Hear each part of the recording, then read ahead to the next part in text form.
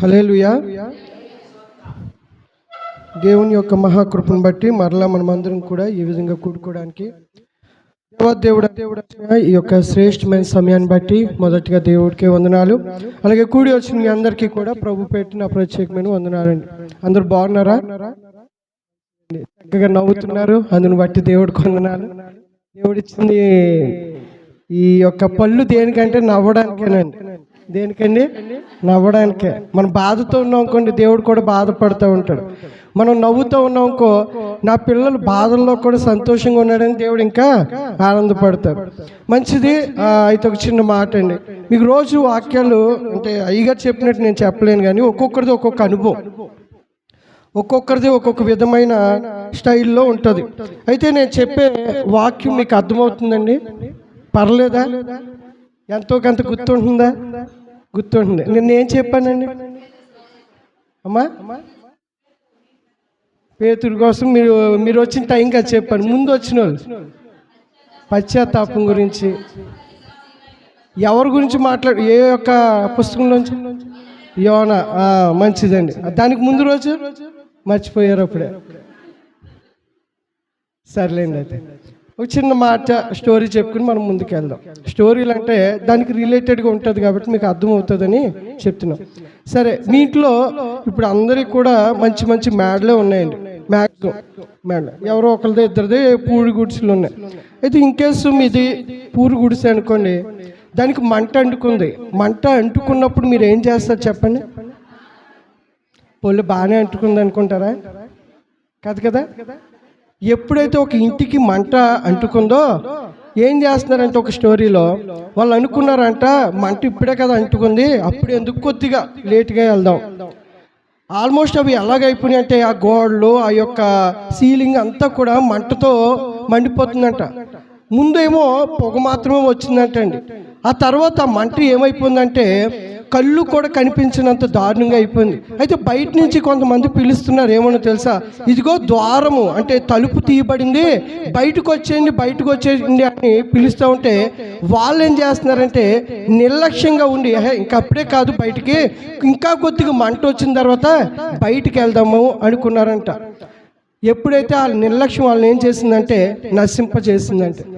ఎందుకు ఈ యొక్క వచనాన్ని లేకపోతే ఈ మాటను మీకు చెప్తున్నానంటే, చాలామంది రక్షణని నిర్లక్ష్యం చేస్తున్నారు.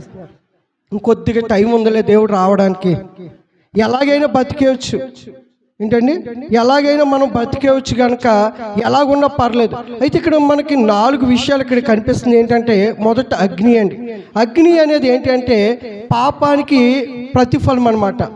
ఇప్పుడు కాలిపోతున్నప్పుడు నువ్వేం చేయాలంటే తెలుసుకుని బయటికి రావడానికి ప్రయత్నం చేయాలి. ఈ అగ్ని ఎలాగుందంటే పాపానికి ప్రతిఫలంగా ఉంది. రెండోది తెరిచి ఉన్న తలుపు అండి. దేవుడు ఏం చేస్తాడంటే మన కోసం రక్షణ ద్వారాన్ని తెరిచాడు. నువ్వు పాపివైనా, పరిశుద్ధతను కోల్పోయినా, దేవుని యొక్క ఉద్దేశంలోంచి దూరం అయిపోయినా కానీ దేవుని యొక్క ఆశ ఏంటి అంటే, ఇదిగో నా ద్వారం తెరిచి ఉన్నాను కనుక మీ యొక్క పాపాన్ని విడిచిపెట్టేసి ఈ ద్వారంలోంచి బయటికి రండి అని దేవుడు పిలుస్తున్నాడు. మూడోది ఏంటంటే అలక్ష్యం చేయడం. అలక్ష్యం అంటే నిర్లక్ష్యం. చాలా మందికి నిర్లక్ష్యం ఎక్కువండి. ఇంకా టైం ఉందిలే, ఎప్పుడో వస్తారు. ఆదివారం వచ్చిందంటే వచ్చాము వెళ్ళిపోయాము. ఆదివారం పాస్టర్ గారు 11 గంటలకు 12 గంటలకు స్టార్ట్ చేస్తారు. అయిపోయిన తర్వాత కొద్దిగా 10 నిమిషాల ముందు ఆమెన్ అనే ముందు వెళ్తే సరిపోతుంది. దీన్ని ఏమంటారండి? నిర్లక్ష్యం. చాలా మందిలో ఈరోజు నిర్లక్ష్యం అనేది బాగా కనిపిస్తుందండి. అందుచే బయట నుంచి స్వరం వినిపిస్తుందంటే అండి. ఏ స్వరమో తెలుసా? దేవుని స్వరం అండి. ఇక 4 విషయాలు ఏంటి అంటే, మొదటిది అగ్ని ఉందండి. అంటే పాపం మనకి, నువ్వేం పాపం చేసావు, నేనేం పాపం చేశాను, ఎవరి జీవితం వాళ్ళకే తెలుస్తూ ఉంటుంది. కానీ దేవుడు ఏం చేస్తాడంటే తలుపులు అనేవి తెరిచి ఉంచాడు. ఇగో నా యొక్క ద్వారాన్ని నీ కోసం తెరిచి ఉంచాను కనుక దాన్ని విడిచిపెట్టేసి నువ్వు రా అని దేవుడు చెప్తున్నాడండి. అయితే మనం ఏం చేస్తామంటే అలక్ష్యం అంటే నిర్లక్ష్యం చేయడం వల్ల దానివల్ల ఏమైపోతున్నాం? దేవుని యొక్క పిలుపుని నిర్లక్ష్యపరుస్తున్నాం. అందుకే ఈ యొక్క ఉదయకాల సమయంలో ఒక లేఖన భాగాన్ని మీతో పంచుకోవాలని ఆశపడుతున్నానండి. హెబ్రీయులు రాసిన పత్రిక 2వ అధ్యాయం 3వ వచనం చదువుదామండి. హెబ్రీయులు రాసిన పత్రిక ఉమ్.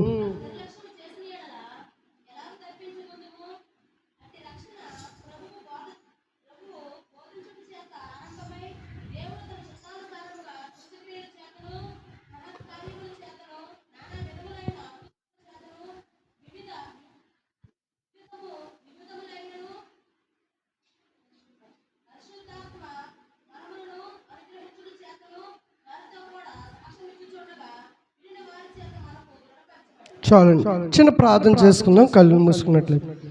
పరిశుద్ధుడు అయిన తండ్రి, ప్రేమగల దేవా, నీ కొందనాలు స్తోత్రాలు. ఇగో తండ్రి, ఉదయకాల సమయంలో ప్రభా ఇగో తండ్రి మాతో మాట్లాడండి అయ్యా. వచ్చిన నీ బిడ్డలు ప్రభా నీ వారై ఉన్నారు. ఎవరి జీవితంలో ప్రభా ఏ హృదయం ఉన్నదో, ఎవరి జీవితంలో ప్రభా ఎటువంటి జీవితం నడుస్తున్నారో సమస్తం మీకు తెలుసు ప్రభా. అయ్యా, మాట్లాడేది నేనైతే ఉపయోగం లేదు కానీ ప్రభా, నీ దాసునైనా నేను బలహీనుని ప్రభా. నీ బలమైన ఆత్మతో నడిపించండి, నీ శక్తిని నాకు అనుగ్రహించండి.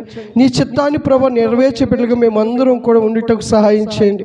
నీ ఆత్మతో నడిపించి నీ బలమైన కార్యాలు మా జీవితంలో జరిగించండి. ప్రత్యేకంగా ప్రభా వచ్చిన వారి హృదయాలు ప్రభా నీకు మాత్రమే తెలుసు. ఏ హృదయంలో ప్రభా ఏ భారం ఉందో, ఏ హృదయంలో ఏదైతే విడిచిపెట్టలేకపోతున్నారో ప్రభా, వాటన్నిటినీ ప్రభా విడిచిపెట్టడానికి శక్తి కలిగిన, దయచేయగలిగిన దేవుడు మీరే గనక ప్రభా నీ బిడ్డలను బలపరచండి, స్థిరపరచండి. నీ ఉన్నతమైన కార్యాలు జరిగించుకోమని నజరేయుడైన యేసయ్య అతి పరిశుద్ధ నామములో ఈ ప్రార్థన అడిగి వేడుకొంచున్నాము తండ్రి. ఆమేన్, ఆమేన్, హల్లెలూయా. మంచిదండి, కూడి వచ్చిన మీ అందరికీ కూడా మరొకసారి నా ప్రత్యేకమైన వందనాలు. స్లోగా సంఖ్య ఏమవుతుంది, ఇప్పుడు తగ్గిపోతుంది, పెరగట్లేదండి. రోజుకి ఫస్ట్ రోజు 50 మంది అంటండి, నిన్న 40 మందా, 40 మంది. ఈరోజు మళ్ళీ వెళ్ళేటప్పుడు లెక్కేస్తాం.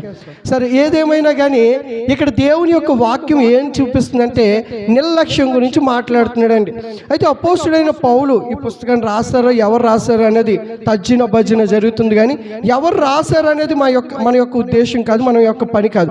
కానీ ఇక్కడ జరుగుతున్న మాట ఏంటంటే ఇక్కడ ఇలా రాయబడి ఉంది, ఇంత గొప్ప రక్షణను మనం నిర్లక్ష్యము చేసిన ఎడల ఎలా తప్పించుకుందుము. ఇక్కడ ఎలా తప్పించుకుందుము అనే ఒక ప్రశ్న మార్కుతో ఇక్కడ ఈ యొక్క వ్యక్తి వదిలిపెట్టేశాడండి పౌలు గారు. అంటే ఒక మనిషికి రక్షణ అనేది చాలా ప్రాముఖ్యమైందండి. అలాంటి రక్షణని ఈరోజు చాలా మంది ఎలాగైపోయారంటే నిర్లక్ష్యంగా జీవిస్తూ ఉన్నారండి.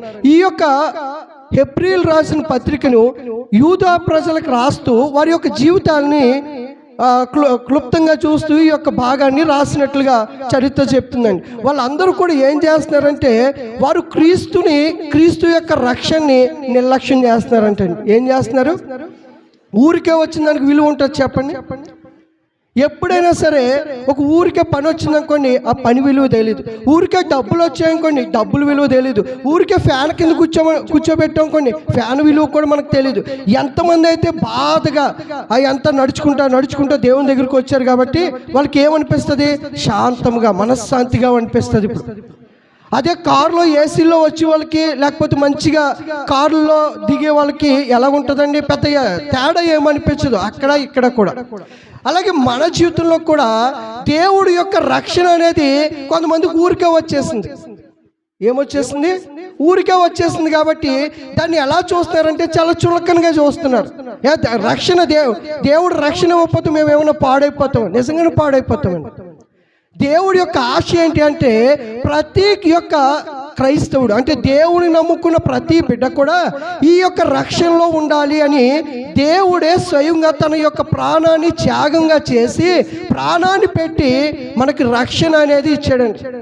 అయితే ఆ రక్షణ ఈరోజు మనిషి ఏం చేస్తాడు? నిర్లక్ష్యం చేస్తున్నాడు. అందుచే యోధా ప్రజలకి అపోస్తుడైన పౌలు ఏం చెప్తున్నాడంటే ఇంత గొప్ప రక్షణను మనం నిర్లక్ష్యం చేసినట్లా ఎలా తప్పించుకుందుము. ఒకసారి మనం చూసినట్లయితే యోహాను సువార్త 3:16 చూసినట్లయితే ఒక్క మాట త్వరగా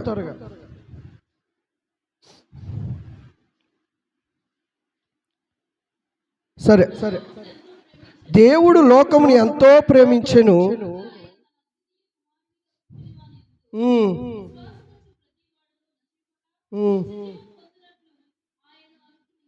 ఇక్కడ చెప్తున్నాడు కదా, మనం నశించిపోకుండానట్లు నిత్య జీవం పొందినట్లు ఆయనను అనుగ్రహించనని ఒక మాట ఉందండి. ఆయన అంటే ఎవరండి? మన ప్రభువైన యేసుక్రీస్తు వారు. అంటే రక్షణ అనేది మనం అనుకుంటున్నాం కదా, మన ఆలోచన కాదండి, దేవుని యొక్క ఉద్దేశం అది.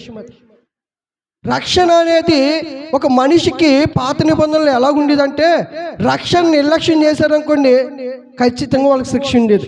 అంటే ఇదిగో ఇక్కడ రాయబడిన 10 ఆజ్ఞల ప్రకారము, ధర్మశాస్త్ర ప్రకారము ఎక్కడైతే వీళ్ళు ఒక మనిషి తప్పిపోతే ప్రతి మనిషికి కూడా శిక్ష అనేది ఉండేదండి. ఈరోజేమో మనం ఎక్కడ చూసినా కృపాకాలంలో ఉన్నాము కాబట్టి ఎలా తిరిగినా పర్లేదు, ఎలా జీవించినా పర్లేదు, ఎలా మాట్లాడినా పర్లేదు అని మనం అంటూ ఉంటే, దేవుని యొక్క వాక్యం సెలవిస్తుంది, మరలా గుర్తు చేస్తుంది ఏంటంటే, ఇంత గొప్ప రక్షణని మనం నిర్లక్ష్యం చేసిన ఎడలా ఎలా తప్పించుకుంటాము. చాలామంది అనుకుంటారు కదా, నేను తప్పించబడ్డాను, ఈరోజు రక్షించబడ్డాను కాబట్టి. రక్షించబడ్డావు కాబట్టి తప్పించబడవు, దేవుడు కృప చూపిస్తేనే మనం తప్పించబడతాం. ప్రియ దేవుని సంగమా, అందుచే దేవుని యొక్క వాక్యం ఇక్కడ సెలవిస్తుంది ఏంటంటే, మొదట చెప్తుంది ఏంటి అంటే, ఇంత గొప్ప రక్షణ. ఎంత గొప్పదండి అది రక్షణ, చాలా గొప్పదండి అది. ఏ మానవుడికి అంటే ఈ లోకంలో ఉన్న వాళ్ళకి ఎవ్వరికి ఇవ్వలేని గొప్ప రక్షణ దేవుడు ఏం చేశాడంటే మీకు నాకు అనుగ్రహించాడు. తన యొక్క ఏకైక కుమారుని ఈ లోకానికి పంపించి మన అందరికీ కూడా విముక్తిని దయచేయడానికి, ప్రతి మానవుడు కూడా ఈ రక్షణ కిందకి రావాలి అనేది దేవుడి యొక్క ఆశ. మన జీవితాలు ఏంటో దేవుడికి తెలుసండి.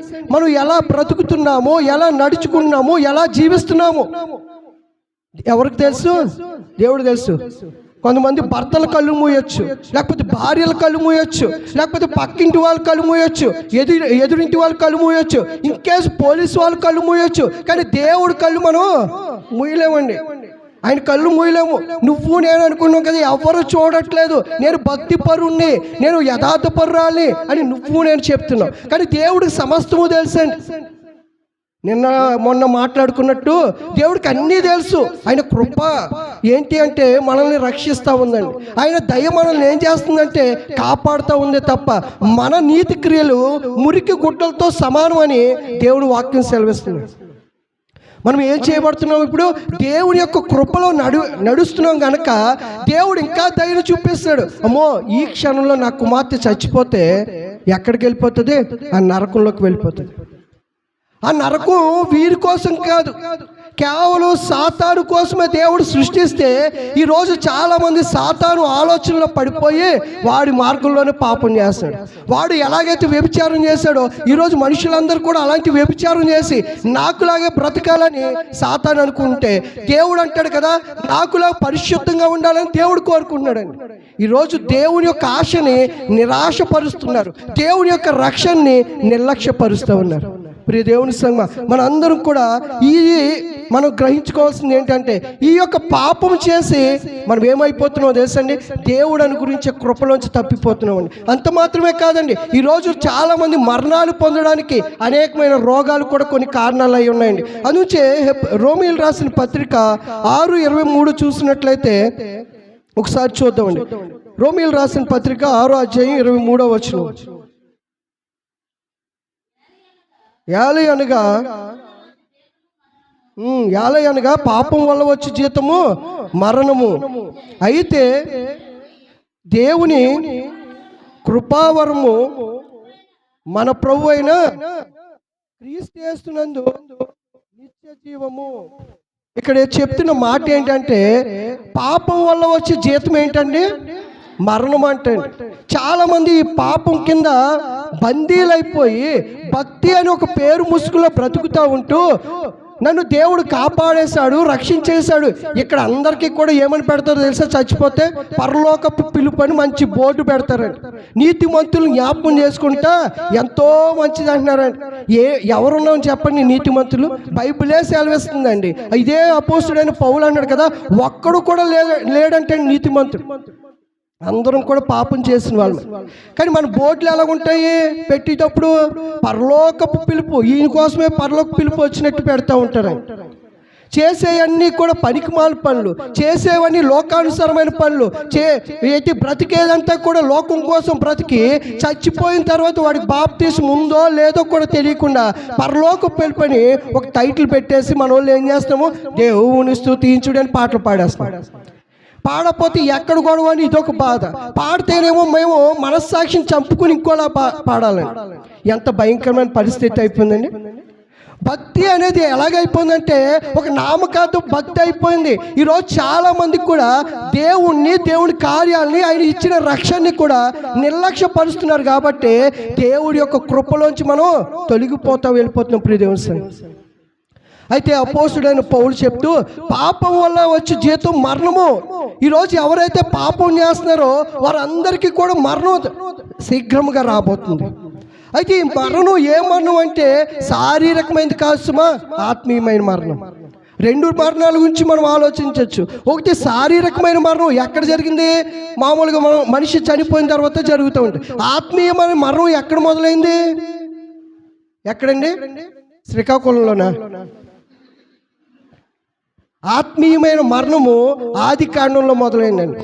దేవుడు ఒక ఆజ్ఞ ఇచ్చాడు. ఏమన్నా తెలుసా? ఆదాము, ఇదిగో ఈ పండు తిను, మరుక్షణంలో నువ్వు చచ్చిపోతావు అని.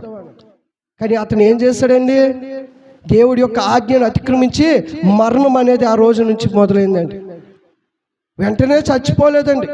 కానీ ఇక్కడ లాజికల్గా బైబిల్ ప్రకారం మనం చూసినట్లయితే మొదటి పేతురు రాసిన పత్రికలో ఒక మాట ఉంటుందండి. దేవుని దృష్టిలో ఒక దినము 1000 దినాలతో సమానం అంటండి. 1000 దినాలు ఒక్క రోజుతో సమానము. ఆదాము ఎన్ని సంవత్సరాలు బ్రతికాడండి? ఇంచుమించు 638 సంవత్సరాలు, 730 ఎన్నో మొత్తం మీద 600 దాటే పైగా బ్రతికాడు. అయితే 900 దాటి. అంటే అతనికి ఒక రోజు పూర్తి అయిందా లేదా? పూర్తి అవ్వలేదండి. నేను చెప్తున్నాను, 1000 దినములు ఒక దినముతో సమానం, ఒక దినము 1000 దినాలతో సమానము. అంటే ఒక్క దినం అతనికి పూర్తి కాలేదండి. పూర్తి కాక మునిపే దేవుని యొక్క మాట ప్రకారము చనిపోయాడు. దేవుని యొక్క మాట ప్రకారము, దేవుని యొక్క వచన ప్రకారము ఏ మానవుడు కూడా ఒక్కరోజు కూడా బ్రతకలేదండి. అంటే 1000 ఏండ్లు దేవుడు చెప్పిన ప్రకారం 1000 సంవత్సరాలు ఒక రోజుతో సమానం అని చెప్పాడు. ఏ మానవుడు కూడా బ్రతకలేదండి. అయితే ఎప్పుడైతే ఆదాము ఆత్మీయంగా మరణం చెందాడో, దేవుని యొక్క ఆ యొక్క కృపలో నుంచి, దేవుని యొక్క సన్నిధానంలోంచి తొలగిపోయి పాపంలోకి వెళ్ళిపోయాడు. ఆయనకు పుట్టిన పిల్లలు ఎలాగైపోయారని, ఎవరి జీవితంలో పాపం ఉంటుందో ఆ పాపం ఆటోమేటిక్గా పిల్లలకు కూడా అంటుకుంటుందండి. సిగరెట్ కాల్చేవాడు ఉన్నాడు అనుకోండి, ఒరే ఇదిగో సిగరెట్లు కాల్చేసి తండ్రి ఆ పిల్లోడికి ఇస్తాడు, పాడేరా బయట అని. ఆ పిల్లోడు ఏం చేస్తాడండి? కొద్దిగా ఇంకోటి లాగి బయట పాడేస్తాడు. తాగుబోతులు ఉన్నారనుకోండి ఇంట్లో, తాగుబోతు పిల్లల్ని ఏం చేస్తారు? తండ్రి తాగేసిన సీసా తీసుకెళ్ళి పిల్లలకి ఇస్తూ ఉంటారు. ఒరే ఇదిగో ఈ సీసా బయట పాడంటే అందులో నీళ్ళు వేసుకుని వాడు తాగేసి బయట పాడేస్తాడు. అంటుకుంటాయండి కొన్ని పిల్లలకి.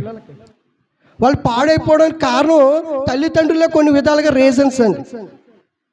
లోకంలో పాపంలో ఉన్న తల్లిదండ్రులను చూస్తున్నప్పుడు కొన్నిసార్లు నా తల్లి ఎలాగుంది, నా తండ్రి ఎలాగున్నారు, ఎవరితో చెప్పుకోవాలో తెలియక లోకంలోనూ పాపంలోకి వెళ్ళిపోతున్నారండి. అంతే తప్ప నా కుర్రోడు, నా పిల్లోడు, నా అమ్మాయి ఇలాగైపోయిందంటే దానికి కారణం ఎక్కడో నువ్వు చేసిన క్రియల్ని వాళ్ళు చూసి దాన్ని అనుసరించి వాళ్ళు కూడా బ్రతుకుతూ ఉన్నారండి. ప్రియ దేవుని సంగమా, ఈరోజు చాలా మంది జీవితాల్లో పైకి భక్తిగానే ఉంటున్నాం, లోపల జరుగుతున్న కొన్ని కార్యాలు ఎవరికి కూడా చూపించట్లేదు. కానీ అన్నిటినీ చూస్తుంది ఎవరంటే దేవుడు చూస్తున్నాడండి. ప్రతి వాటిని కూడా చూస్తుంది ఎవరు అంటే మన ప్రభువైన యేసు క్రీస్తు వారు. హృదయ అంతరంగాల్ని ఎరిగిన దేవుడు అన్నిటినీ కూడా చూస్తూ ఉన్నాడండి. అది వచ్చి ఈరోజు మనం ఏం చేస్తున్నామంటే మన రక్షణని నిర్లక్ష్యం చేస్తున్నామండి. దేవుడిచ్చిన రక్షణ ఏం చేస్తున్నాం? నిర్లక్ష్యం. అక్కడ చెప్పాను కదా ఇందా స్టోరీ, తలుపులు తీయబడి ఉన్నాయి, పిలుపు బయట నుంచి వినిపిస్తుంది, బయటకు వచ్చేయండి అంటే ఈరోజు చాలామంది రావడానికి ఇష్టపడట్లేదు. మేము అలాగే బ్రతుకుతాము, అలాగే ఇంకొద్దిసేపు ఉంటాము, బాగుంది మాకు ఇదే పాపము. పాపం బాగుంటుందండి మొదట్లో, కానీ దాని తర్వాత వచ్చే పరిణామమే కొద్దిగా బాధాకరంగా ఉంటుంది. మనం ఏదైతే విత్తామో ఆ విత్తిన దానికి ప్రతిఫలం పొందుకోకుండా తీసుకెళ్ళండి దేవుడు.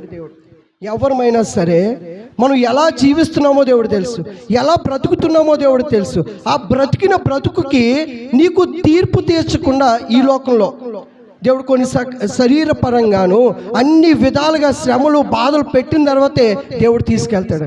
ఎప్పుడు తీసుకెళ్తాడు తెలుసా? అలాగా నువ్వు నిజంగా పశ్చాత్తాపడి దేవుడి వైపు తిరిగినప్పుడు దేవుడు అనేకమైన విధాలుగా నిన్ను శోధించి పరిశోధించిన తర్వాతే ఆయన రాజ్యాన్ని తీసుకెళ్తాడండి.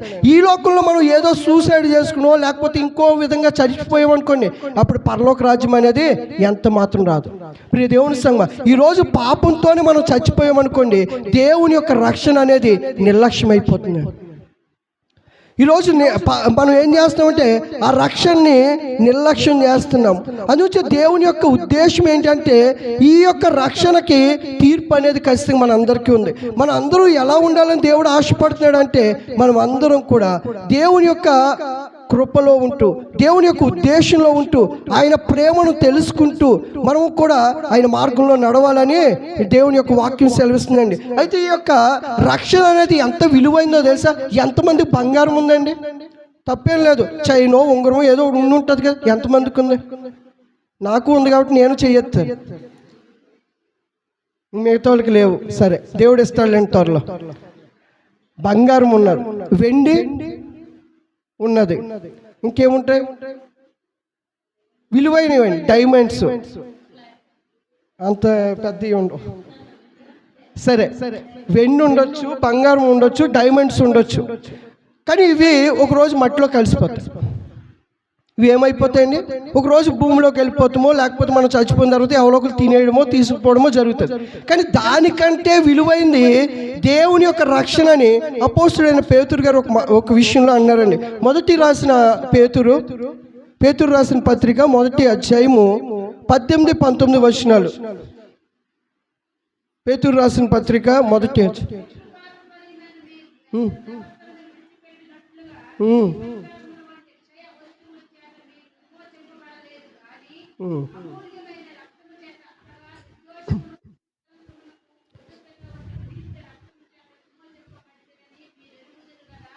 చాలమ్మా.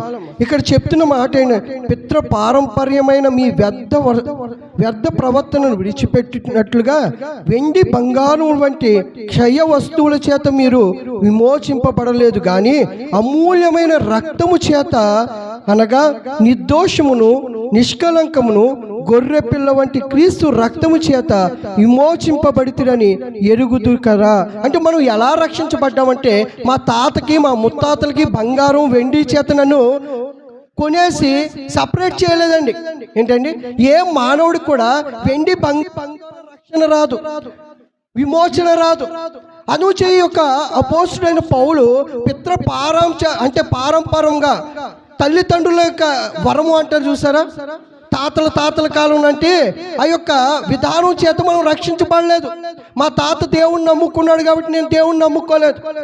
మా తాతలు క్రీస్తుని ఆరాధించారు కాబట్టి నేను ఆరాధించలేదు. మా తాతలు అయినా క్రీస్తుని ఆరాధించలేదండి. మా తాతల యొక్క ఆరాధన, దైవము, భక్తి అంతా వేరు, లోకానుసారమైంది. అలాగని మా తాతలు ఆరాధన చేశారు కదా అని వాళ్ళకే నేను మొక్కలేదు, వాళ్ళనే మేము అనుసరించలేదు. కానీ మేము తెలుసుకున్నది ఏంటి అంటే వీళ్ళ ఆరాధించినట్లు, వీళ్ళ భక్తి చూపించినట్లు మేము భక్తి చూపిస్తే మాకు మోక్ష మార్గం అనేది వాళ్ళ ద్వారా రాదు అని గ్రహించుకున్నామని. ప్రియ దేవుని సంఘం, ఇవి అలాగే మనం కూడా గ్రహించుకోవాల్సింది ఏంటంటే మనమందరం కూడా ఎలా రక్షించబడుతున్నామంటే వెండి బంగారాలు ఇవ్వలేదు, వెండి వస్తువులు కానీ బంగారపు వస్తువులు కానీ దేవుడికి ఏది ఇవ్వలేదు. మనం ఇచ్చిందల్లా మన హృదయాన్ని దేవుడికి ఇచ్చాం. మన బ్రతుకులో దేవుడు గొప్ప కార్యం చేయగలడు, ఆశ్చర్య కార్యాలు చేయగలిగిన ఏకైక దేవుడు ప్రభువైన యేసు క్రీస్తు అని ఎరిగి ఆయన దగ్గరికి వచ్చి ఉన్నాం. ప్రియ ఎవరో చెప్తే కాదు, మనకు మనంగా తెలుసుకున్నాం. ఇది బలవంతం పెట్టింది కాదు, ఒక మనిషి యొక్క బలవంతం కాదండి, ఇది దేవుడి యొక్క బలవంతం. అది ఏంటో తెలుసా? నేను ఎలాంటి దేవుణ్ణో నా దగ్గరికి వస్తే మీకు అప్పుడు అర్థమవుతుంది. మీరు నాకు దూరంగా ఉన్నంతసేపు నా శక్తి ఏంటో, నా బలం ఏంటో, నా రక్షణ ఏంటో మీకు తెలియదు. ఏంటండి, అందునుంచి అపోస్తుడైన పౌలు అన్నాడు కదా, మనం అందరం ఎలా కొనబడ్డామంటండి, అమూల్యమైన రక్తము చేతండి. ప్రియ దేవుని సంఘం, ఈ యొక్క రక్షణ అనేది ఎలా వచ్చిందో తెలుసా? ఒక వ్యక్తి నీ కోసము నిన్ను ప్రేమించి నీ స్థానంలో నా స్థానంలో ఆయన యొక్క రక్తము కాచి ఉన్నాడు. ప్రియ దేవుని సంఘం, అందుచే యోహాను 3:16 చదువుకున్నాం కదా, దేవుడు లోకంని ఎంతో ప్రేమించి ఆయన యొక్క అద్వితీయ కుమారుని లోకానికి పంపించి మన అందరి కోసము విమోచనగా ఆయన్ని బలియాగం చేశాడు. ఆయన చేసిన ఒక త్యాగము ద్వారా ఈరోజు మీరు నేను రక్షించబడ్డాము. రక్షణ ఊరికే వచ్చింది, ఏం చేయలేదు మీరు దేవుడి కోసం. చేతులు కోసుకున్నారా, పీకలు కోసుకున్నారా? ఏనా మీ ఆస్తులు ఇచ్చారా, పాస్తులు ఇచ్చారా, ఏమైనా ఇచ్చారా దేవుడికి?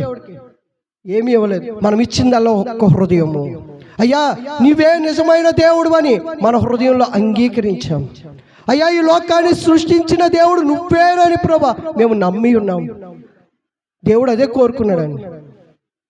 దేవుడు కావాల్సింది ఏంటో తెలుసా? పూర్తిగా ఆయన మీద నమ్మకం పెట్టుకోవడం.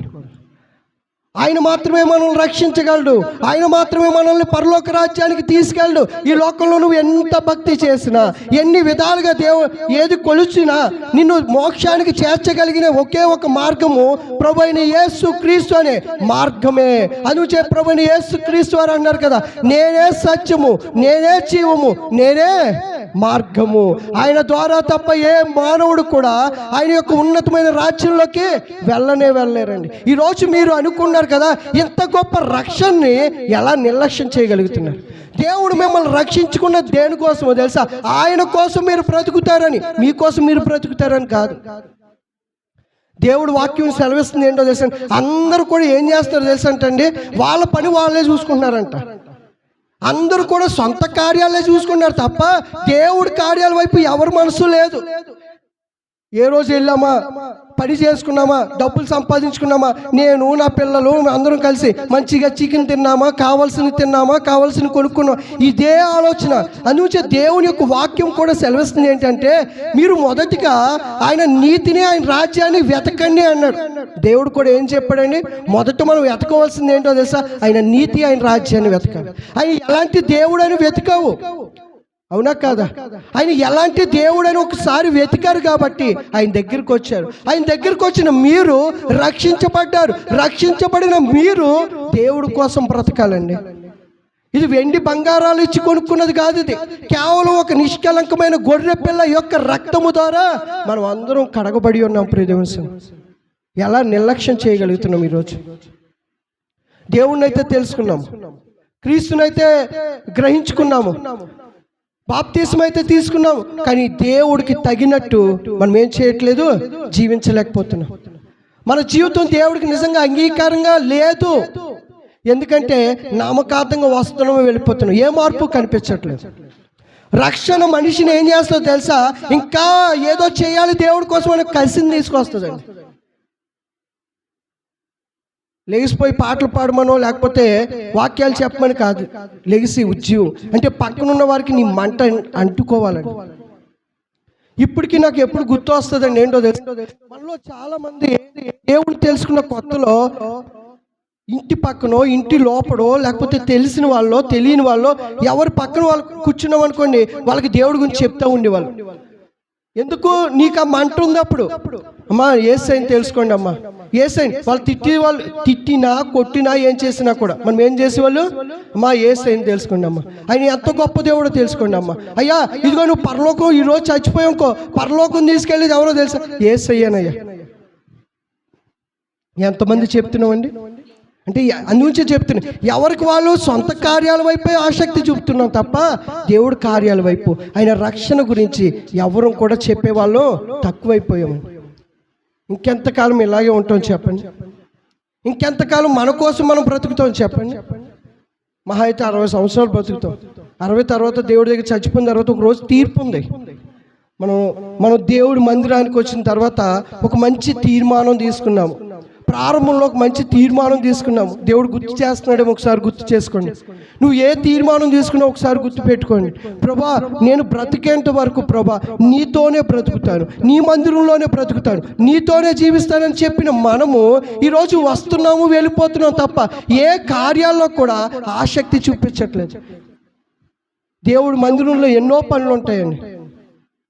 అంటే ఇదేదో నేను మిమ్మల్ని చేయమని కాదు, ఒక ఆసక్తి ఉందంటే దేవుడి కోసం ఏదన్నా చేయాలి అనుకున్నప్పుడు, దేవుడు మందిరంకి వచ్చినప్పుడు చుట్టూ మనం చూసినప్పుడు ఏదన్నా నచ్చంది ఉందనుకోండి, అది తీసుకెళ్ళి పక్కన పెట్టేసి శుభ్రం చేయడం. మందిరం అంటే మాది పాస్టర్ గారిది కాదండి. ఇది మందిరం అనేది అందరిదినండి. సేవకులుగా మమ్మల్ని నిలబెట్టుకున్నాడు కాబట్టి మేము నిలబడుతున్నాం తప్ప, రేపు అనే రోజు ఇంకొకరు నిలబెట్టుకున్నారు అనుకోండి, వాళ్ళైనా సరే ఇక్కడ నిలబడవలసిందే. ఆయన నిలబెట్టుకున్నప్పుడు నిలబడాల్సింది ఎవరమైనా సరే. కానీ మనకి యొక్క బాధ్యత ఏంటి అంటే, మనం ఎక్కడైతే ఉన్నామో అక్కడ నమ్మకంగా ముందుకెళ్ళాలి. ఎక్కడైతే ఉంటున్నామో అక్కడ దేవుడికి ఇష్టంగా మనము ఖచ్చితంగా బ్రతకాలని. ఇప్పుడు దేవుడి సంగ ఒక నమ్మకత్వం నీలో లేనప్పుడు రక్షణ యొక్క నిజమైన విలువ ఎలా తెలుస్తుందో చెప్పండి. నువ్వైతే రక్షించబడ్డారు అని ఖచ్చితంగా అందరూ చెప్తున్నారు. అయితే ఒకరోజు బిల్లీ గ్రహం దగ్గరికి ఒక స్త్రీ వచ్చిందంటండి. వచ్చి ఆమె ఇలాగ అడుగుతుందంట, అయ్యా నాకు బాప్తిసం కావాలి. ఏం అడుగుతుందండి? బాప్తిసం అంటే ఏంటండి? దేవుణ్ణి నమ్మడం, మేము ఆయన్ని అంగీకరించామని తెలియచేయడం. అయితే ఆ స్త్రీ బిల్లీ గ్రహం గారి దగ్గరికి వచ్చి చెప్తుందంట, అయ్యా నాకు రక్షణ కావాలి. మరి నీకు రక్షణ కావాలి అంటే నీకు రక్షణ ఎందుకు అవసరమైంది? అయ్యా నేను యేసుక్రీస్తు వారిని నమ్ముకున్నాను అని. ఇప్పుడు మార్పు నీలో ఏం కనిపించిందని నువ్వు బాప్తిసం తీసుకోవాలని ఆశపడుతున్నావు. ఏంటండి బాప్తిసం అనేది ఎందుకు తీసుకుంటాను చెప్పండి? నాలో ఒక మనసు మార్చుకున్నాను, నా బ్రతుకును మార్చుకున్నాను, నా జీవితాన్ని మార్చుకున్నాను అని చెప్పి తీసుకునేదే. బాప్తిసం 10 సార్లు ఇచ్చేది కాదండి. చచ్చినా బ్రతికినా ఒకసారి తీసుకోవాలి. ఆ ఒక్కసారే పడిపోయినా మరలా మనం లెగుస్తూ ఉండాలి. అదే పడిపోయిన ప్రతిసారి కూడా మళ్ళా నేను బాప్తిసం తీసుకుంటాను, మళ్ళా నాకు రక్షణ ఇవ్వండి అంటే బాప్తిసం అది కాదండి, ఒక్కసారేనండి. అది ఎవరికో తెలుసా? RCMలు అలా తీసుకుంటూ ఉంటారండి. చిలకరింపు బాప్తిసం అంటారు తెలుసా? నీళ్ళు తీసుకుంటారు, యేసు తండ్రి కుమార పరిశుద్ధాత్మ నామంలో జల్లుతున్నాం అంటారు, అయిపోయింది బాప్తిసం.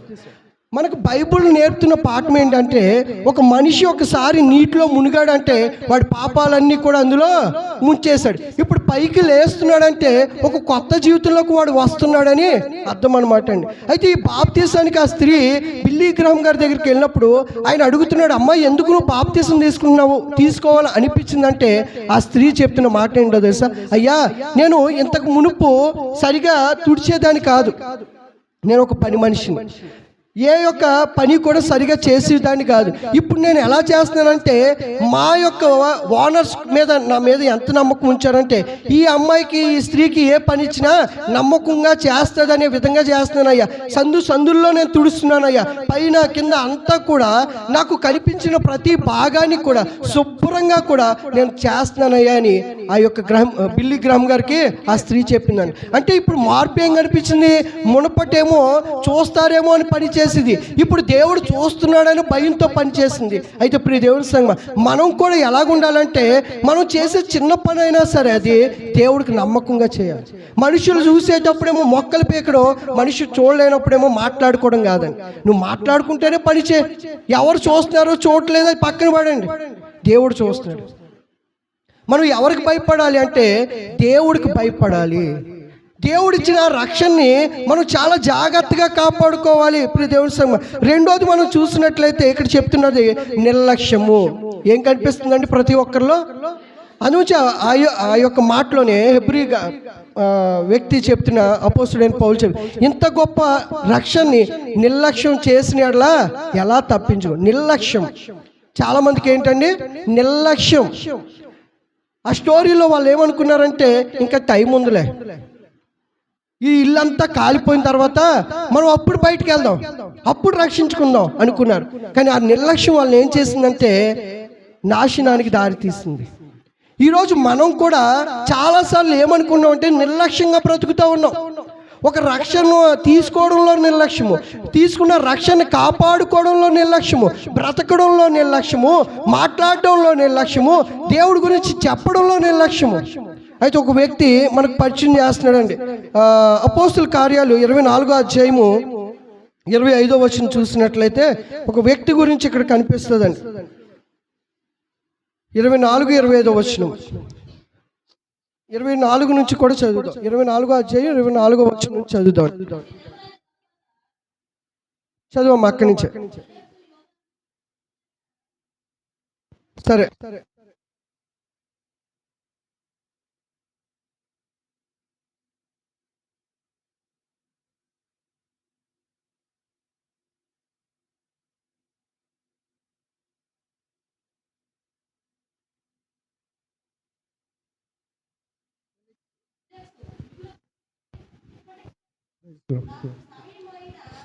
చెక్ చాలండి.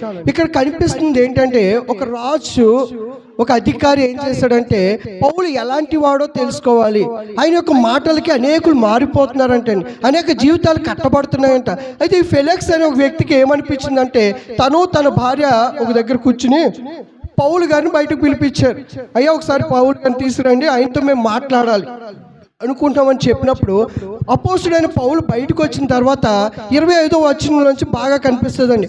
అప్పుడు అతడు నీతిని గుర్చి, ఆశ నిగ్రహమును గుర్చి, రాబో విమర్శను గుర్చి ప్రసంగించుచుండగా ఫెలిక్స్ మిగుల భయపడి.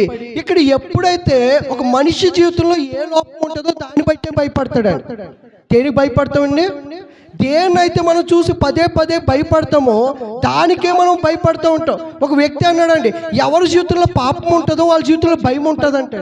ప్రతి చిన్నదానికి కూడా భయపడిపోతారంటే, ప్రతి చిన్న మాట భయపడిపోతారంట. నేను చచ్చిపోతానేమో, లేకపోతే నాకు తీర్పు వచ్చేస్తుందేమో. తీర్పు ఖచ్చితంగా వస్తుందండి. తీర్పులో ఏ మొహమాటం లేదండి దేవుడికి. ఖచ్చితంగా ఒక రోజు తీర్పు ఉందని 24 మత్తయి సువార్త 24లో దేవుడు క్లారిటీగా రాయించాడండి. అదే మరి ప్రకటన గ్రంథంలో కూడా చూసినట్లయితే దేవుని యొక్క రాకడ గురించి క్లుప్తంగా ఉంది. తీర్పు ఎలా జరగబోతుంది, ఏం జరగబోతుంది, ఎవరికి ఏవి శిక్షలు రాబోతున్నాయని కూడా ప్రభువైన యేసుక్రీస్తు తన సేవకుడైన యోహాను చేత రాయించారు. అయితే ప్రియ దేవుని సంగమా, కనిపిస్తుంది ఎవరు అంటే ఫెలిక్స్ అనే ఒక వ్యక్తి కనిపిస్తున్నాడండి. అధికారంలో ఉన్న వ్యక్తి, ఆశ కలిగిన వ్యక్తి ఏం చేశాడంటే అపోస్తుడైన పౌలుతో మేము మాట్లాడాలి అన్న. మంచిదే, మాట్లాడటం తప్పేముందండి. దేవుడి గురించి తెలుసుకోవాలని అందరికీ ఉంటుంది.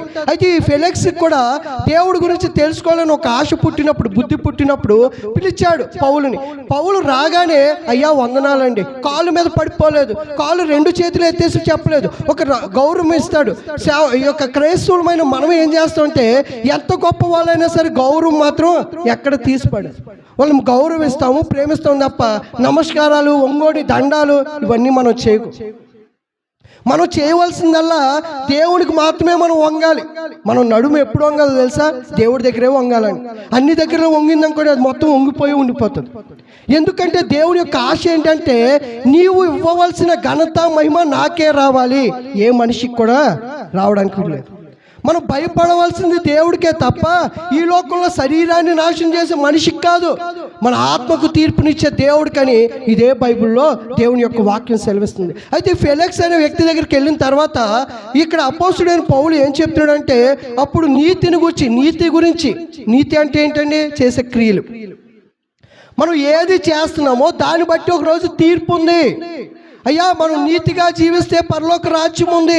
అయ్యో తప్పుడు పనులు చేసి తప్పుడు తీర్పులు ఇస్తే ఇదిగో దేవుడి దగ్గర ఒక రోజు తీర్పు ఉంది, భయంకరమైన శిక్ష ఉంది. ఈయన అధికారి కదా, అధికారులు ఎలా పడితే అలా తీర్పులు ఇస్తూ ఉంటారండి. డబ్బు ఉన్నవాడికి డబ్బు ఇచ్చేస్తాడు అనుకోండి, అధికారికి తారుమారు చేసేస్తూ ఉంటారు. అపోస్తుడైన పౌలు చేసిన తప్పేం లేదండి. చేసిందల్లా ఏంటి అంటే యేసుక్రీస్తు నామాన్ని ధైర్యంగా ప్రకటించడమే. ఎక్కడ కూడా భయపడకుండా, ఎవరికి జంగకుండా, ఎవరికి ఆగకుండా ప్రకటించడం అపోస్తుడైన పౌలు చేసిన తప్పును బట్టి అతను జైల్లో తీసుకెళ్లారు. అయితే ఎక్కడ కూడా లొంగిపోవట్లేదండి అపోస్తుడైన పౌలు. ధైర్యంగా ఫెలిక్స్ దగ్గరకు వచ్చి చెప్తున్నాడు. అయ్యా నీతిని గురించి చెప్తూ ఉన్నాడు. దాని తర్వాత దేని గురించి? నీతిని గురించి ఆశా నిగ్రహం. ఆశా నిగ్రహం అంటే ఏంటండి? అదే ఇంగ్లీష్లో చెప్పు, తెలుగులో ఆశా నిగ్రహం తెలీదా? నిగ్రహమేనండి. ఇప్పుడు ఈరోజు ఉపవాసం ఉన్నారు, కొంతమంది ఉపవాసం ఉండి వచ్చారు. నేనేం చేశాను, నాకు ఆకలితో అందరికీ బిర్యానీ చెప్పాను. అందరూ కూడా చికెన్ బిర్యానీ ఇష్టపడతారు కదండి, అందరికీ కూడా చికెన్ బిర్యానీ చెప్పేశారు. ఒక 20 మంది ఉంటే 20 మందికి కూడా చికెన్ బిర్యానీ చెప్పేశారు. ఇప్పుడు మీరు ఏం చేయాలంటే ఉపవాసాన్ని నిలబెట్టుకోవాలా, లేకపోతే ఆ చికెన్ బిర్యానీ తినేయాలా? ఉండలేరు కదా. ఆత్మ ఏం చెప్తుందంటే పోన్లే ఈ ఒక్క రోజుకి ఏమవుతుంది, దేవుడి కోసం వదిలేద్దాం, ఆ బిర్యానీ కోసం వదిలేద్దాం అంటే ఇదేంటి ఆశా నిగ్రహంలో ఒక భాగం అని. నిగ్రహం కలిగి ఉండాలి. బిర్యానీ కాదు, లేకపోతే స్వీట్ కాదు, ₹1,00,00,000 ఇచ్చి నన్ను ఇది తినమన్నా తినను అంటే ఒక ఆశా నిగ్రహంలో మనం ఉండాలి. అందుకు ఫెలిక్స్ దగ్గరికి వెళ్ళి ఏం చెప్తున్నాడంటే ఆశా నిగ్రహం ఉండాలయ్యా. ఏ స్త్రీని చూస్తే ఆ స్త్రీతో వెళ్ళడం కాదు, ఏ పురుషుని చూస్తే ఆ పురుషుడితో తిరగడం కాదు. నీకు అంటూ ఒక భార్య ఉంది, నీకంటూ ఒక భర్త ఉన్నాడు, నీకంటూ ఒక కుటుంబం ఉంది కనుక నువ్వు చాలా జాగ్రత్తగా ఉండాలని ఫెలిక్స్ దగ్గరికి వెళ్ళి, అంటే ఒక రాజు దగ్గరికి వెళ్ళి ధైర్యంగా మాట్లాడుతున్నాడు. ఎవరికి ఉంది చెప్పండి అంత ధైర్యం? ఒక అధికారి దగ్గరికి వెళ్ళి మాట్లాడమంటేనే సాధారణంగా మనం భయం వేసేస్తూ ఉంటుంది.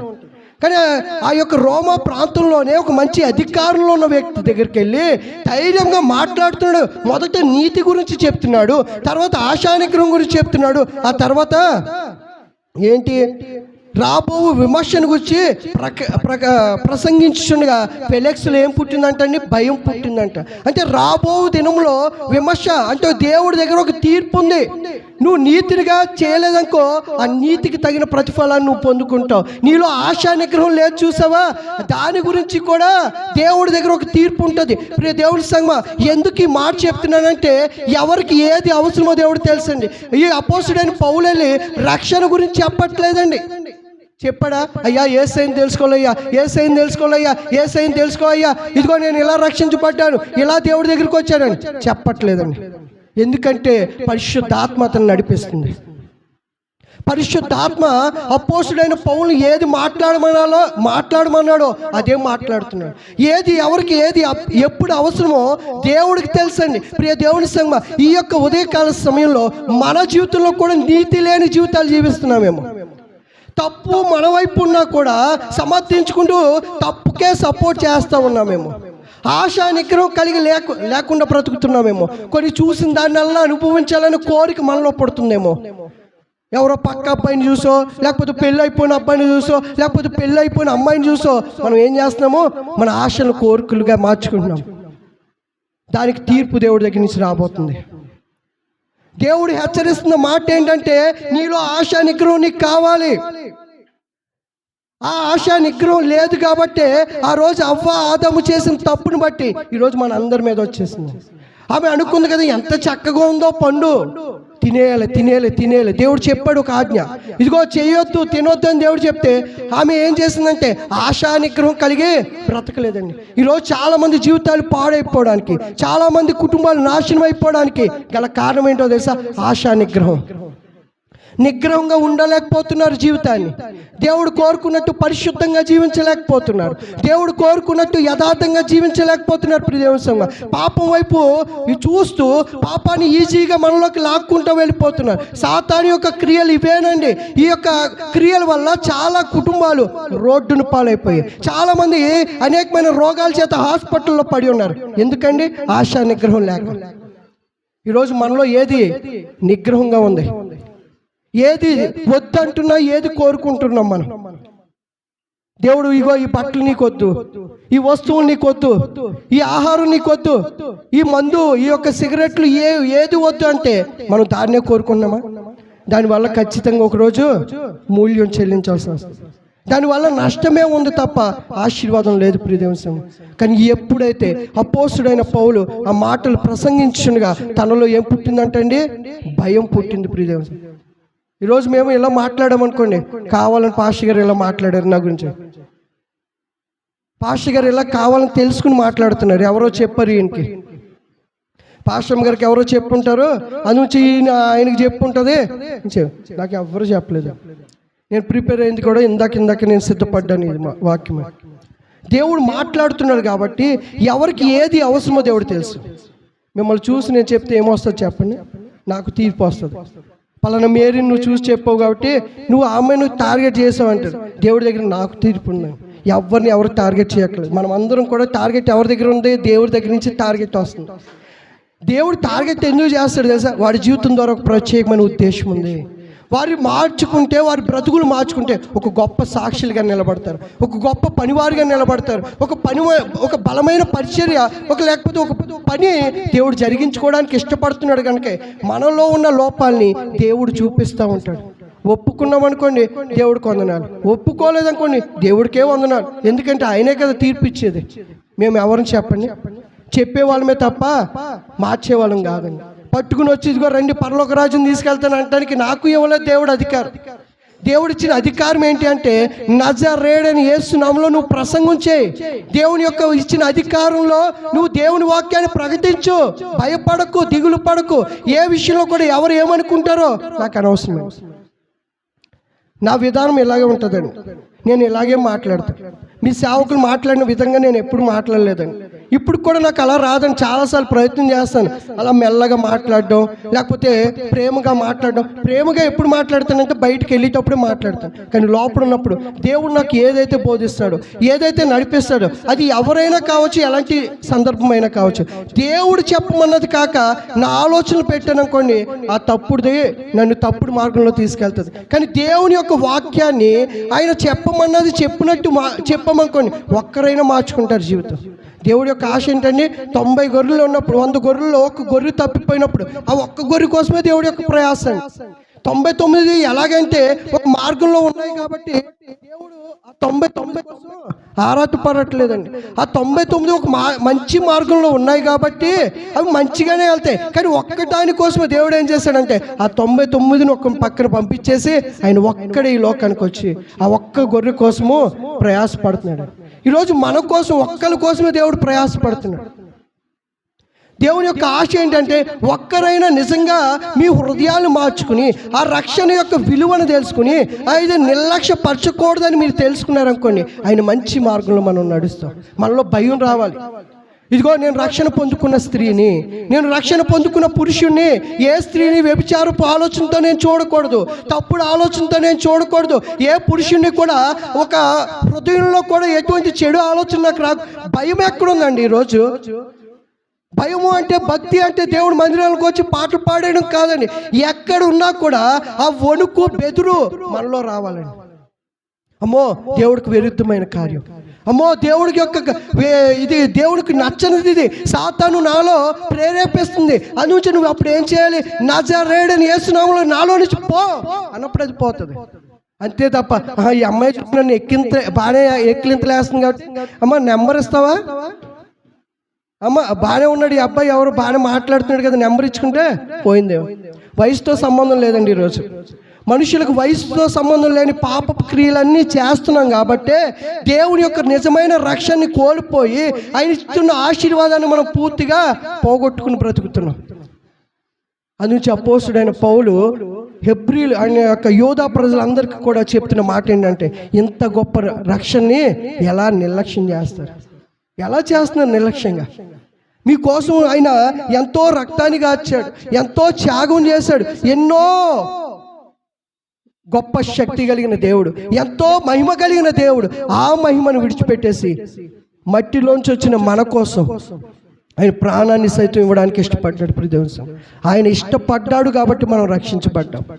ఆయన పిలుచుకున్నాడు కాబట్టే మనం రక్షించబడ్డాం. హల్లెలూయా, హల్లెలూయా. ఎందుకండి అందరు కొన్ని నిద్రపోతున్నారు? అయిపోయిందిలేండి, ఇంకొక గంట, ఇంకొక అరగంట వాక్యం చెప్పి మేము ముగిస్తానండి. అరగంట సరిపోద్దా? అలసిపోయాం అయ్యగారు, మీకు చెప్పలేకపోతున్నాం, మీకు ఉండలేకపోతున్నాం, ఏం చేయమండి మేము అంటున్నారా? లేదులేండి, త్వరగా వదిలేస్తాం. అయితే ఇక్కడ చెప్తున్న మాట ఎలా తప్పించుకుందామని చివరిలో అన్నాడు చూడండి. ఇంత గొప్ప రక్షణని మనం 2వ వచనంలో అంటున్నాడు కదా, ఇంత గొప్ప రక్షణను మనం నిర్లక్ష్యం చేసిన ఎలా తప్పించుకుందో అంటే, తప్పించుకోవడం ఎలాగని ఇక్కడ చెప్తున్నాడు. నువ్వు రక్షణని నిర్లక్ష్యపరిచావనుకోండి, మనం ఏం పొందుకున్నావు? ఈరోజు చాలా బాధలు, కష్టాలు, వేదనలు ఎందుకు వస్తున్నాయి అనుకున్నారు? నీకు ఇచ్చిన రక్షణని నువ్వు దేవునికి వాడకుండా లోకానికి వాడుతున్నావు. లోకం కోసం కాంప్రమైజ్ అయిపోతున్నాం మనం. లోకం ఇలాగ ఉంది కాబట్టి మనం కూడా అలాగే ఉండాలి. వాళ్ళు ఎవరో తప్పు చేశారు కాబట్టి, వాళ్ళకి ఏమీ అవ్వలేదు కాబట్టి నేను తప్పు చేస్తాను, అలాగే ఉంటాను. అప్పుడు నీకు వాళ్ళకి మధ్య తేడా ఏముందని చెప్పండి. మనలో ఉండాల్సింది ఏంటో తెలుసా? దేవుని స్వరూపంలో మనం ఉన్నాం. దేవుడు ఏ తప్పు చేయలేదు కదా. దేవుణ్ణి ఎందుకు చూడరండి మీరు? మనుషులను చూస్తారు. ఆ పక్కింటి వాళ్ళని చూస్తారు, ఆ ఎదురింటి వాళ్ళని చూస్తారు. ఎవరు తీర్పు వాళ్ళకు ఉంది. నువ్వు నేను దేవుడి మందిరానికి ఎందుకు వస్తావు తెలుసా? మనుషులు ఏ బట్టలు వేసుకున్నారు, ఏ చీరలు కాదు. దేవుడు ఏది నా దగ్గర నుంచి కోరుకుంటున్నాడు, దేవుడికి ఎలా ఉంటే నేను ఇష్టమని దేవుడు మందిరానికి వచ్చేదని. అంతే తప్ప చీరల కోసం, వస్త్రాల కోసం, బంగారు ఆభరణాల కోసం కాదని మనం వచ్చేది. దేవుడి కోసం మనం వస్తున్నప్పుడు దేవుని ఎందుకు చూడట్లేదు మనం? ఆ చూడకపోవడం వల్లే మనలో బాధలు వస్తున్నాయి, మనలో కష్టాలు వస్తున్నాయి, మనలో అనేకమైన వ్యాధులు వస్తున్నాయి, అనేకమైన రోగాలు వస్తున్నాయి. ప్రియ దేవుని సంగమా, ఈ యొక్క ఉదయకాల సమయంలో మనం ఈ యొక్క రక్షణ నిర్లక్ష్యపరిచామనుకోండి, అనేకమైన బాధలు, రోగాలు, సమస్యలు అన్నీ కూడా మన జీవితంలోకి వస్తూ ఉన్నాయి. అందుకని మనం ఏం చేయాలి అంటే, ఈ రక్షణ ఎలా కాపాడుకోవాలి అంటే కేవలం ప్రభువైన యేసుక్రీస్తు వైపు చూస్తూ మనం వెళ్ళాలి. దేవుణ్ణే చూడండి, మనుషులను చూడొద్దు. నువ్వు నిజంగా దేవుళ్ళో బలపడాలి, నిజంగా నువ్వు దేవుళ్ళో ఎదగాలి అంటే నువ్వేం చేయాలి అంటే దేవుని వైపు చూస్తూ వెళ్ళండి. ఇక్కడ అన్న మాట ప్రకారం చూసినట్లయితే ఎలా తప్పించుకుందో అంటే తప్పించుకునే మార్గం కూడా ఉంది దేవుడి దగ్గర. తప్పించుకోకపోతే ఏమవుతుందో తెలుసా? మనందరికీ తీర్పు ఉందండి. దేవుడి దగ్గర ఏముంది? తీర్పు ఉంది. నువ్వు ఇలాగే బ్రతుకుతా వెళ్ళావు అనుకో, ఇలాగే అమ్మాయిని చూస్తూ, లేకపోతే అబ్బాయిని చూస్తూ, లేకపోతే డబ్బు సంపాదించాలని తప్పుడు వేలో, తప్పుడు మార్గంలో వెళ్ళాం అనుకోండి, దేవుడి దగ్గర నుంచి తీర్పు రాబోతుంది. అందుగురించి మనం అందరం ఏమవ్వాలంటే దేవుని యొక్క వాక్య ప్రకారం మనల్ని మనం సరి చేసుకోవాలి. అయ్యా, ఎందుకు ఇగో ఎంతోమందికి లేని ఈ రక్షణ ఇచ్చావు, ఎంతోమందికి లేని ఈ యొక్క యోగ్యత నాకు ఇచ్చావు కనుక ఇదిగో ఇచ్చిన రక్షణ నేను జాగ్రత్తగా కాపాడుకుంటాను, ఇచ్చిన రక్షణ నేను నిర్లక్ష్యపరచని ప్రభు అని మనల్ని మనం సరి చేసుకుంటూ దేవుళ్ళు ఎదగాలని ఒక వాక్య భాగాన్ని చదువుతామండి. 2వ దశలోనికి రాసిన పత్రిక 1వ అధ్యాయం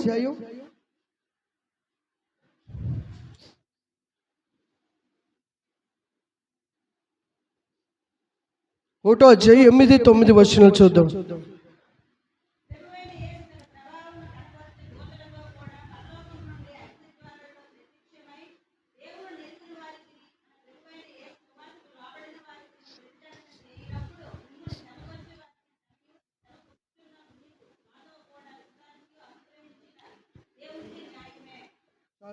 ఇక్కడ చెప్తున్న మాట ఏంటంటే వేరుబాటు అనేది మనకు కనిపిస్తూ ఉందండి. ఎప్పుడైతే మనము దేవునితో ఉన్నామో దేవుని దగ్గర నుంచి మనం అనేకమైన ఆశీర్వాదాలు తీసుకుంటాం. ఈ యొక్క పత్రికలో ప్రత్యేకంగా మరణం గురించి రాయబడిందండి. ఇది ప్రత్యేకంగా ప్రకటన గ్రంథానికి రిలేటెడ్గా ఉన్న పుస్తకము. అంటే మరణం చెందిన తర్వాత ఏం అవ్వబోతుంది, ఏం జరగబోతుంది, తీర్పు ఎలా రాబోతుందని ఇక్కడ కనిపిస్తుంది. అయితే రక్షణ నిర్లక్ష్యం చేయడం వల్ల కలిగే నష్టాలు ఏంటో తెలుసా? దేవుని యొక్క సమీపాన్ని మనం కోల్పోతున్నాం. దేవుని యొక్క సమీపాన్ని ఏం చేస్తున్నాం? కోల్పోతున్నాం. సమీపం అంటే దేవుడు దగ్గరగా ఉన్న మనము ఇప్పుడు దేవుడికి దూరం అయిపోతున్నాం. ఇంతకు మునుపు చాలా ఆనందంగా ఉండేది, దేవుడు మందిరానికి వెళ్ళాలి అంటే ఎంతో సంతోషము, సమాధానం ఉండేది. కానీ ఇప్పుడు ఏమనిపిస్తుందంటే ఏదో తెలియని బాధ, ఏదో తెలియని ఆందోళన. ఎందుకులే దేవుడు వచ్చే వారం వెళ్దాం, ఎందుకులే దేవుడు మరలా వచ్చే సంవత్సరం వెళ్దాం, ఏదో క్రిస్మస్కో లేకపోతే న్యూ ఇయర్కో వెళ్తే సరిపోతుంది. అంత నిర్లక్ష్యంగా మనం ఏం చేస్తాము? దేవుడిని దూరం పెడతాం. అంత మాత్రమే కాదండి, పరలోకపు ఆశను కోల్పోతున్నామంటే దేవుని నిర్లక్ష్యపరచడం అంటే దేవునికి దూరం అయిపోవడం వల్ల ఆ పరలోకపు యొక్క ఆశను మనలో నుంచి కోల్పోతున్నాం. మీకు తెలుసా, ఒక క్రైస్తవుడు మాత్రమే నిరీక్షణ అండి. ఏంటో తెలుసా? ఈరోజు నేను చచ్చిపోయాను అంటే, ఈరోజు నేను మరణం చెందాను అంటే ఖచ్చితంగా నేను పరలోక రాజ్యానికి వెళ్తాను. ఒక నిరీక్షణ ఎవరికి ఉందంటే కేవలం దేవుని నమ్ముకున్న ప్రభువైన యేసుక్రీస్తు వారిని నమ్మిన మనకు మాత్రమే ఆ నిరీక్షణ ఉందండి. లోకానికి లేదండి. వాళ్ళందరూ ఇంకా భయపడుతూనే ఉన్నారు. మేము ఇప్పుడు చచ్చిపోతే ఎక్కడికి వెళ్ళిపోతామో, ఇప్పుడు చచ్చిపోతే ఏ కుక్కలాగో పిల్లిలాగా పుట్టేస్తున్న పరిస్థితి ఏంటి, ఎవడో ఒకడు పిల్లిలాగా ఏదో రాయిచుని కొట్టేస్తాడు, మళ్ళీ కాలో చేయి ఇరిగిపోతుందని భయపడుతూనే ఉన్నారు. ఇంకా అది నుంచి పుణ్యకార్యాలు ఎందుకు చేస్తున్నారు తెలుసు? వాళ్ళు ఒక మంచిగా పుట్టాలి, ఒక మంచి మనిషిలా కాదండి, వాళ్ళు మనిషిలా పుడతారని చెప్పట్లేదు, ఒక మంచి పందిలా పుట్టాలి, ఒక పిల్లిలా పుట్టాలి. వాళ్ళు అదేనండి వాళ్ళ ఆశ. వాళ్ళు పుణ్యకార్యాలు చేసినప్పుడు అమ్మ మీరు పుణ్యం చేస్తే ఏమవుతాడంటే మరలా పుడతామంటారు. వాళ్ళు పుట్టడం అంటే మనిషిలా పుట్టడం కాదు, పిల్లిలాగో, గాడిదలాగో, కుక్కలాగో, నక్కలాగో, ఏదో రకలాగా మంచి కుక్కలాగా పుట్టి మంచి ఇంట్లో ఉండాలని ఆశపడుతూ ఉంటారు. కానీ వాళ్ళకి తెలియని నిజం ఏంటంటే మళ్ళా పుట్టిది ఏమీ ఉండదండి. మనిషికి మళ్ళా తీర్పు మాత్రమే ఉంది. ఆ విషయం వాళ్ళకి తెలియట్లేదండి. కానీ తెలిసిన మనము ఇంకా అలాగే బ్రతుకుతూ ఉన్నాం. ఆశ కేవలం ఎవరికి ఉందంటే నీకు నాకు ఉంది. మనం ఏం చేస్తామంటే నిర్లక్ష్యపరుస్తున్నాం. వాళ్ళు ఏం చేస్తారంటే భక్తి చేస్తూ ఉన్నారు. వాళ్ళ భక్తి ముందు మన భక్తి ఎందుకు పనికిరాదండి. చెప్తే అలాగంటే బాధ అనిపిస్తుంది తప్ప.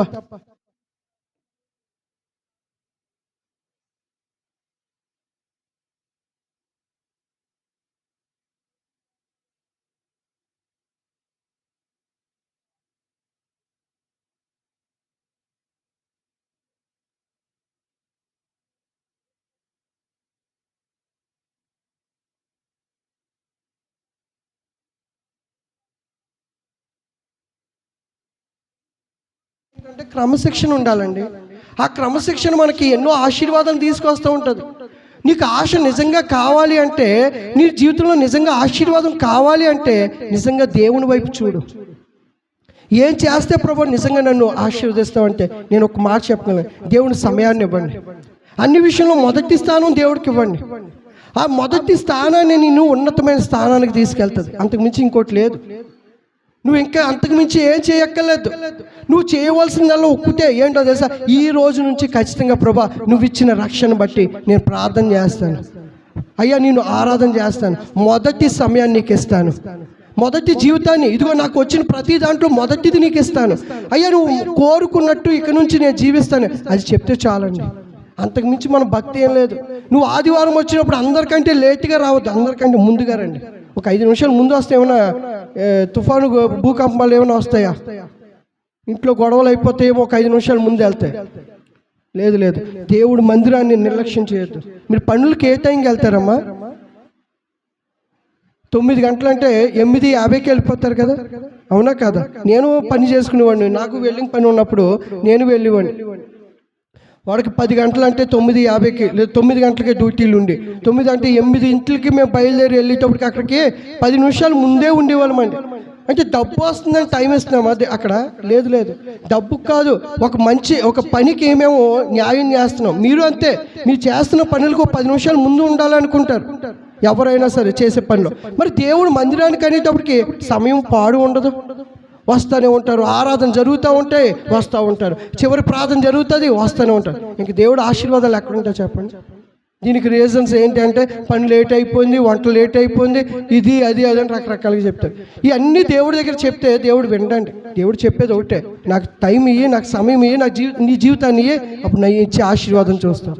కనుక ప్రియ దేవుని సంగమా, ఈ యొక్క లేఖన భాగంలో చెప్పినట్టు మనకి ఉన్న ఆశ ఏంటి అంటే, నిరీక్షణ ఏంటి అంటే పరలోక రాజ్యం మన కోసము సిద్ధంగా ఉంది. మనం అందరం కూడా ఆ యొక్క నిత్య జీవాన్ని పొందుకోబోతున్నామని కేవలం ఒక క్రైస్తవుడికి మాత్రమే ఉంది. కనుక ప్రియ దేవుని సంగమా, నిర్లక్ష్యం చేసామనుకోండి అవన్నీ కూడా కోల్పోతాం. కానీ కేవలం దేవుని యొక్క కృప చేత, ఆయన కాచిన రక్తము చేత మనం అందరం కూడా విమోచించబడ్డాము. ఆయన దగ్గరికి వచ్చాము గనక ఆ యొక్క రక్షణ నిర్లక్ష్యం చేయకుండా దేవుడు చూపిస్తున్న కృపలో మనం ముందుకు వెళ్ళాలని పరిశుద్ధాత్మ దేవుడు సెలవిస్తున్నాడు. గనక మనం అందరం కూడా ఆ యొక్క రక్షణను నిర్లక్ష్యం చేయకుండా ఆయన ఇస్తున్న గొప్ప రక్షణ తెలుసుకుని నిజమైన మార్గంలో, నిజమైన క్రీస్తు ఆలోచనలో ఆయన కోరుకున్నట్టు, ఆయన ఆశపడినట్లు మనం అందరం జీవించాలని పరిశుద్ధాత్మ దేవుడు సెలవిస్తున్నాడు. కనుక అటు కృపా కనికరం పరిశుద్ధాత్మ దేవుడు మనందరికీ అనుగ్రహించును గాక. ఆమేన్. అందరూ తలలు వంచినట్లయితే చిన్న ప్రార్థన చేసుకుందాం.